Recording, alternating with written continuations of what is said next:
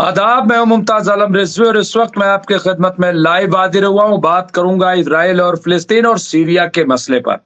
जी हाँ, मसले जो हैं वो रोज बरोज नए तेवर दिखा रहे हैं, नए रंग में उभर कर सामने आ रहे हैं और बड़ी अजीब और गरीब मिडिल ईस्ट की तस्वीर बनती जा रही है। कोई समझ नहीं पा रहा है कि कहां से कौन सियासत कर रहा है। अमेरिका की सियासत क्या है, अमेरिका के साथ साथ तुर्की की सियासत क्या है, तुर्की की सियासत के अलावा ईरान की क्या पॉलिटिक्स है, क्या सियासत है, और ओआईसी क्या चाहता है, यूएनओ कहां तक काम है। मतलब तरह तरह की चीजें आप देखिए और हम रोज समझने की कोशिश करते हैं, रोज आपको बताने की कोशिश करते हैं कि, और हमारे साथ एक्सपर्ट भी आपके सवालों के जवाब भी हम देते हैं ताकि तस्वीर कुछ क्लियर हो सके और जो सच्चाई है वो सामने आ सके। इसी पर हम रोज चर्चा करते हैं, रोज बात करते हैं।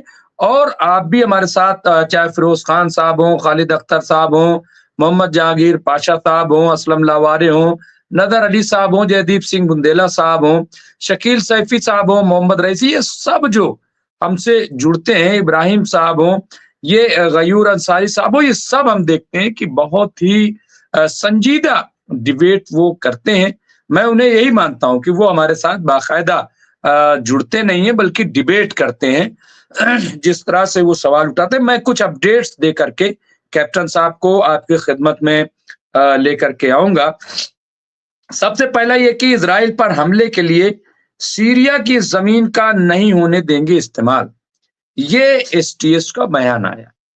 अब ये बयान क्यों आया, क्या ये बयान एसटीएस का जो आया है अबू मोहम्मद जुलानी का, क्या ये इस बात की दलील है कि इनका झुकाव अब पूरी तरह से साफ हो गया है कि वो इजराइल की तरफ, या फिर ये कि जो अखबारात में उनका स्टेटमेंट लिखा गया कि दरअसल सीरिया पर जो हमले हो रहे हैं इजराइल के मुसलसल, तो वो हमले को रोकने के लिए इजराइल को यकीन दहानी कराई गई कि आप हमें तबाह न कीजिए, हम यहां से कोई हमला इजराइल पर नहीं होने देंगे, क्योंकि इजराइल यही कह के हमला कर रहा है कि दरअसल हमें खतरा है सीरिया से। और मैं बार बार ये कह रहा हूं, बार बार, कि आखिर इतने बड़े हमले क्यों, क्यों इजराइल इतना हमला कर रहा है सीरिया पर, क्यों सीरिया को तबाह करने पर तुला हुआ, क्या परेशानी, क्या है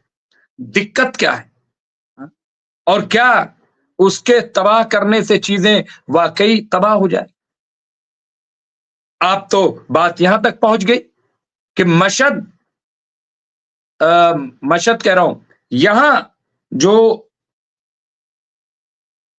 सीरिया में, यानी गोलान हाइट्स के बाद भी अगर हम देखें, दमिश्क में पहली बार इजरायली हेलीकॉप्टर उतरा, क्यों, और जैसा कि और अभी हम चर्चा करेंगे, तो ये एक बड़ा सवाल है।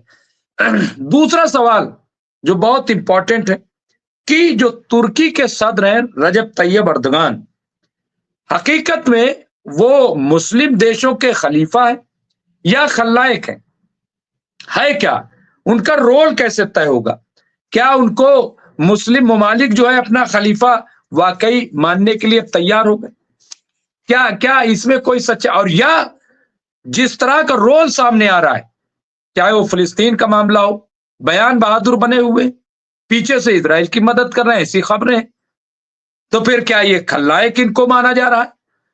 इस पर भी चर्चा करेंगे। इसके अलावा जो आज खबरें चल रही वो ये कि असद के जाते ही सीरिया में बड़ा हमला करने जा रहा है तुर्की।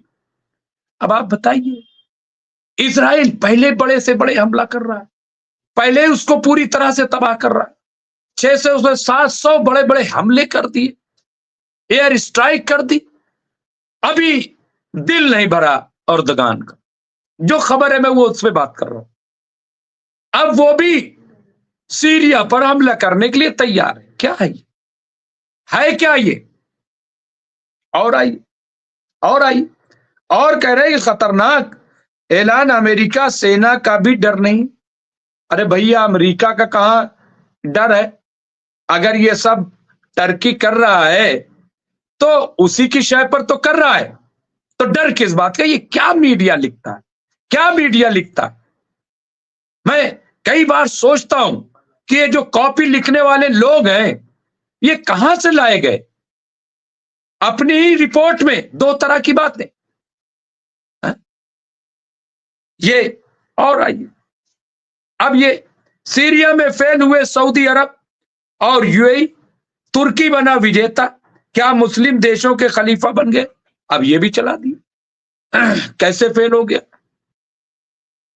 कैसे फेल हो गया यूएई और सऊदी अरब? क्या रोल था उनका? भाई आप रूस और ईरान का तो समझ में आता है, इनका क्या रोल था? ये भी आप ले लीजिए, इस पर भी चर्चा करेंगे।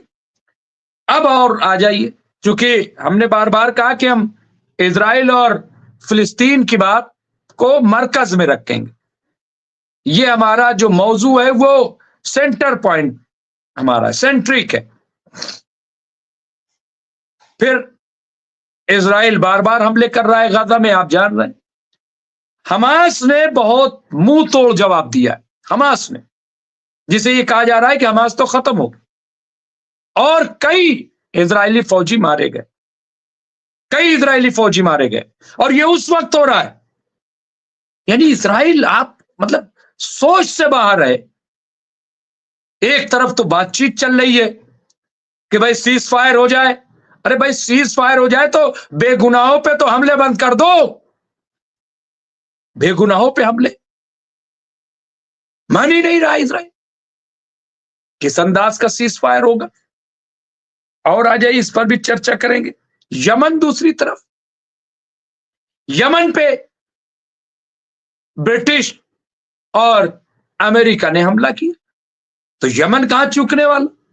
यमन ने मुंह तोड़ जवाब दिया, जबरदस्त जवाब दिया। और फिलिस्तीन 2 हाइपर सोनिक बैलिस्टिक मिसाइल से हमला किया, और बहुत कामयाब हमला किया है, ये खबर। और आ जाइए, तो आज अमेरिका ने यह हमला, जैसा कि हमने बताया कि ये किया कहां था, जो यमन की राजधानी है वहां पे किया था। तो इस पर भी चर्चा करेंगे। बस मैं बहुत जल्द कैप्टन साहब को ले आऊंगा। मैं कुछ ऐसी खबरें जो मैं चाहता हूं कि प्रेस टीवी के हवाले से बिल्कुल लेटेस्ट खबरें आई, और वो बड़ी इंपॉर्टेंट है।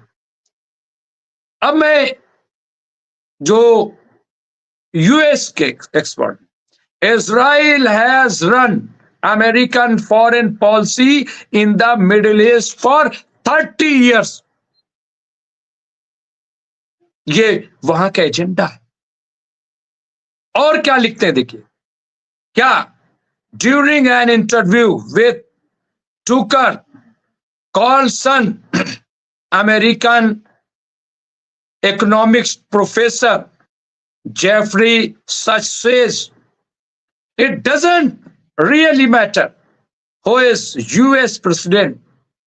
This is long-term deep state policy. Israel runs our foreign policy. मतलब ये जो बार बार हम लोग उम्मीद जाहिर करते हैं कि साहब डोनाल्ड ट्रंप आ जाएंगे तो सब कुछ बदल जाएगा। अभी फजील साहब आएंगे, मैं उनसे चर्चा करूंगा कि भाई यहां तो खबर बिल्कुल मुख्तलिफ आ रही है, और सच्चाई यही हमने देखा है। ये कोई नई बात नहीं है कि वहां पे कोई नया प्रेसिडेंट आने जा रहा, ये नई बात नहीं है। वहां प्रेसिडेंट बदलते हैं, लेकिन जो फॉरेन पॉलिसी है, जैसा कि मैंने कल कहा था, वही चीज इस इंटरव्यू में मैंने कहा था कि जो अमेरिका में असलहे बेचने वाले हैं, मैंने कहा था ना कि अमेरिका को जंग से प्यार है, क्योंकि इनकी तिजारत, इनका बिजनेस हथियार है। तो फिर क्या ये डोनाल्ड ट्रंप के लिए आसान होगा? कल ये मैंने बात कही थी, आज वही बात सामने आ गई। और एक चीज, world power shifting from west to east, leaders at, ये एक नई खबर आ गई, इस पर भी हम आज चर्चा करेंगे, बिल्कुल चर्चा करेंगे। और आइए अब मैं